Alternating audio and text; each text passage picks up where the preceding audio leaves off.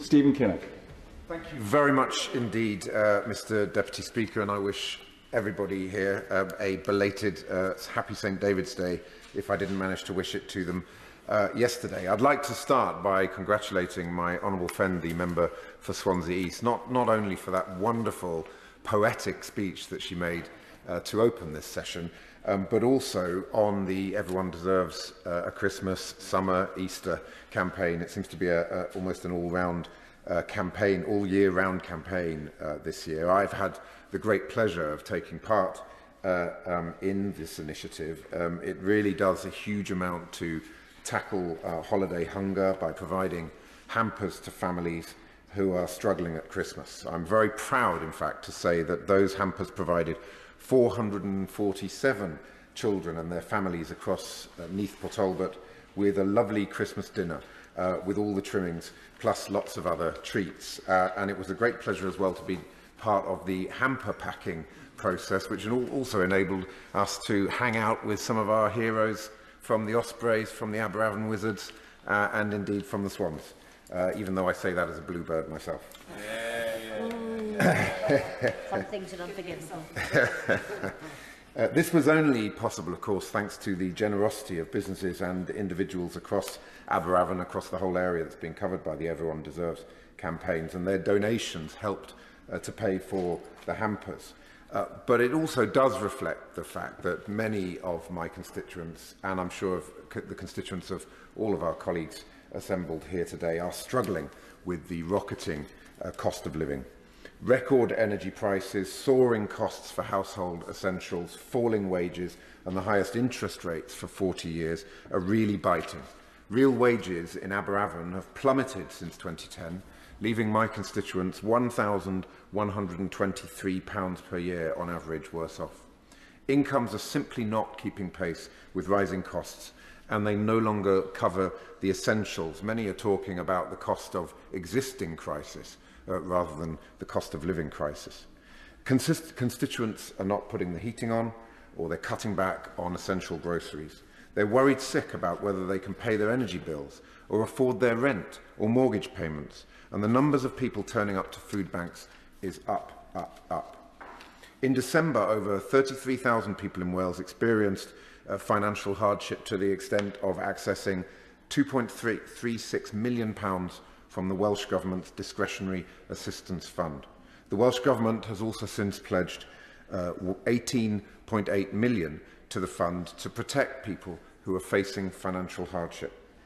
Despite having fewer economic levers at its disposal in comparison to the UK Government, the Welsh Government has stepped up to the plate by providing a £51 million household support fund targeted at those who need it most.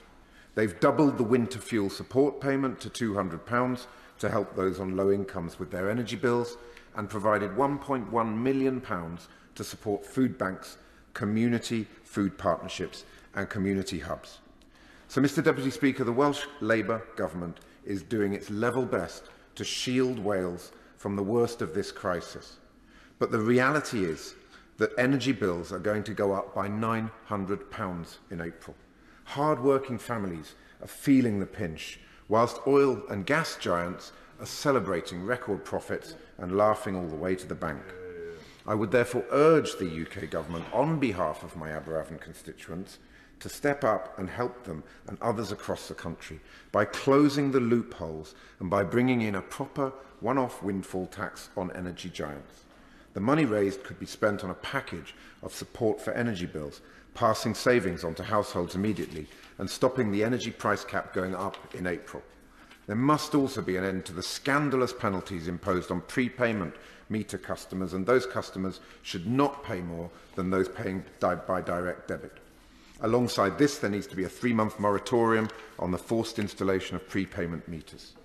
Learning the lessons from the energy crisis will be essential to prevent this happening again. And if we are to better protect ourselves going forward as a country, we must become more resilient and less exposed to fluctuating global energy prices. And this brings me to the topic that the Honourable Gentleman from Pwllheli, Pembrokeshire mentioned earlier, floating offshore wind. which is going to be hugely important in allowing us to stand more firmly on our own 2 feet as a country, as well as being essential in helping us to reach net zero. And Port Talbot, along with the Right Honourable Gentleman's constituency, we have the potential to be at the heart of this 21st century green industrial revolution. Our deep sea harbour, our land for development, our excellent transport links, our world-class steelworks and existing manufacturing supply chains and skills base means we are well placed to deliver the 24 gigawatts of flow, as it's called, floating offshore wind in the Celtic Sea, a quarter of the UK's total target. I will give way. I think he's hit the nail on the head there, that if we are to go down this road, if we are to do this, we have to do it on a scale where it's going to make a real change. And the problem with our energy policy on the past is that we've tended to dabble in things without putting that investment in it, as if it's going to happen by itself. It isn't going to happen by itself. We need to put the investment in, and we need to put the investment in now. The Honourable Gentleman is absolutely right, and I think we can agree that energy policy in our country, across the UK, has tended to ebb and flow, and it hasn't given investors the clarity, the long-term stability and certainty that they need. These are big investments that require confidence in government, that things are not going to shift from one thing to another. That stability, that strategic purpose, mission-driven government, Mr. Deputy Speaker, is what we need. Flow is a genuine game changer for the South Wales economy and the labour market, creating thousands of high-quality, high-skilled local jobs. It's a once-in-a-generation opportunity to transform Aberavon and South Wales and turn us into a green power superpower. And what makes Flow an even more exciting opportunity is that it can also support green steel making. The steel industry has been crying out for years for UK government support to help mitigate crippling energy costs. UK steel producers pay an estimated 63% more than their German counterparts. They need to be able to compete internationally on a level playing field. Tata estimates that producing 60 floating substructures and turbines a year for Flow would require 6 million tonnes of steel. And the real win-win here is that the energy produced through Flow can help to produce the green steel, the green energy and clean energy that Tata Steel plans to make in its future electric arc furnaces, which will replace the current blast furnace technology, at a lower cost per unit than is possible with the sky-high electricity prices that are currently holding our steel workers back. Mr. Deputy Speaker, 2 key decisions need to be made by the UK government, working in very close collaboration with the Welsh Government, to kickstart this hugely exciting opportunity. The first is on the Freeport bid. To deliver Flow at the scale and speed needed, it will require support. Backing the Celtic Freeport bid can unlock £5.5 billion of new investment and 16,000 jobs. It will also provide the launchpad for accelerating the development of Flow and bringing household energy bills down. This is not a transactional opportunity, Mr. Deputy Speaker. This is a transformational opportunity.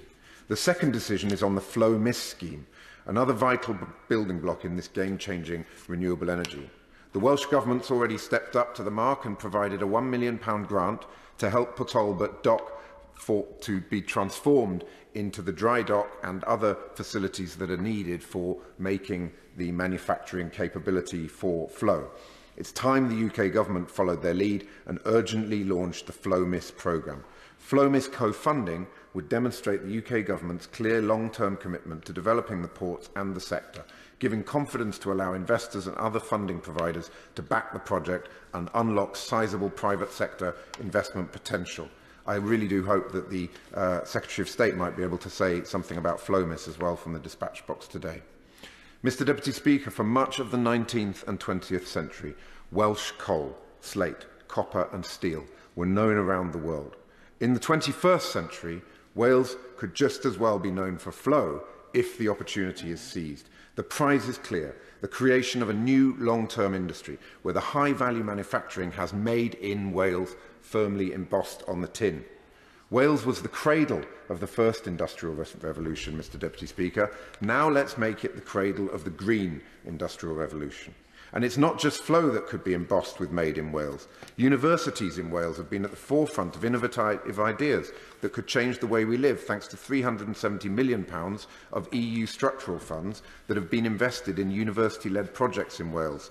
Swansea University's specific project, which is based in my Aberavon constituency, has been doing some wonderful work around creating buildings that store and release heat and electricity from solar energy.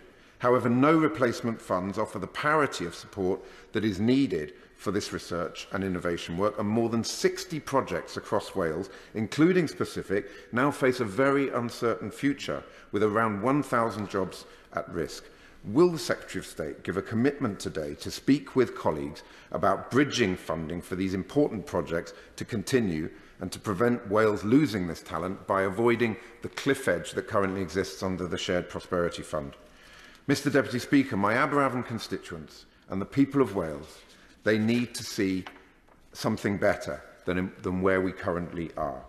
They need a UK Labour government that is working in tandem with a Welsh Labour government to deliver for Wales and to deliver for our entire United Kingdom. Thank you.